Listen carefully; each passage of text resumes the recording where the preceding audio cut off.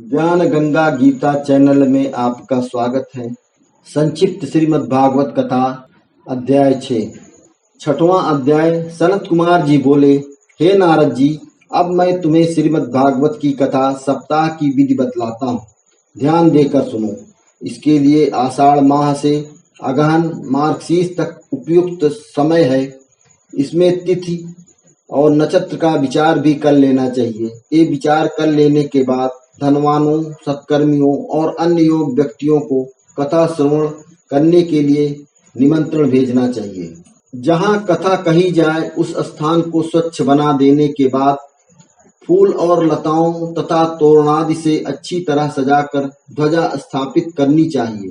कथावाचक बड़ा ही योग विद्वान, ब्रह्मचर्य निष्ठ तथा पाखंड रहित होना चाहिए। कथा सूर्योदय से प्रारंभ कर तीसरे पहर तक होनी चाहिए।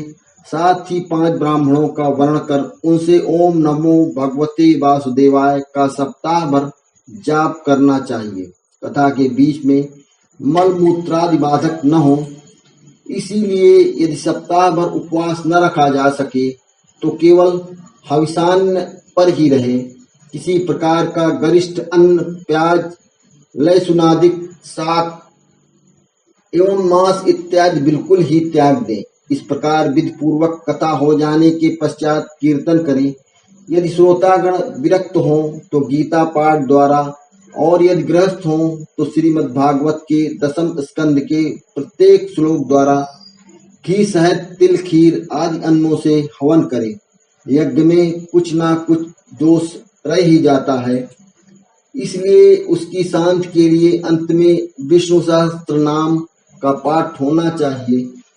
सूत जी ने कहा, हे सौनक जी, इस प्रकार सनत कुमार ने नारद जी को श्रीमद् भागवत के कथा की विधि और महात्म्य बताकर स्वयं सप्ताह भर कथा यज्ञ किया, जिसे सुनकर नारद जी आनंद विभोर हो गए और वे सनत कुमारादिकों की प्रार्थना करने लगे।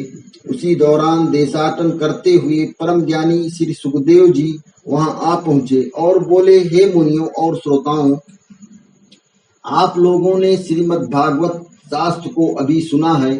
यह वेद रूपी कल्प वृक्ष का अमृत रूपी रस है, जिसकी समता का कल्याणकारी कोई ग्रंथ नहीं है। उसी समय उद्धव और अर्जुन के साथ वहां प्रहलाद जी भी आ उपस्थित हुए। फिर क्या था, प्रहलाद जी विष्णु भगवान का गुणानुवाद गाने, उद्धव जी झांझ बजाने और नारद जी वीणा बजाने लगे। इस अलौकिक भक्ति को देखकर भगवान विष्णु प्रसन्न हो गए और प्रकट होकर बोले, तुम्हारी इस कथा और कीर्तन से मैं प्रसन्न हूँ, वर मांगो। इन लोगों ने कहा, हे प्रभु, हम केवल ये चाहते हैं कि यहाँ जहाँ भी कहीं श्रीमद् भागवत कथा हो वहाँ आप पधारें। भगवान ने एवं मस्तु कहा और अंतर ध्यान हो गए।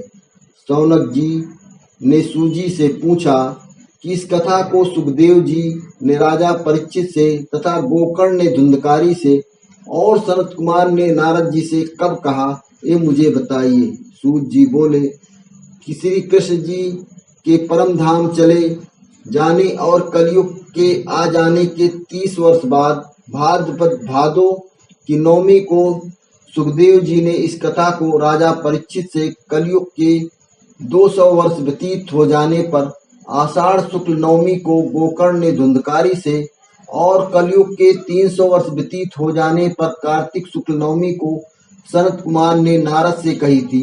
हे सौनक, इस कथा के महात्म्य को तुमसे कहाँ तक बताऊं? जो इसे सुनते हैं उसके लिए संसार में कुछ भी दुर्लभ नहीं है।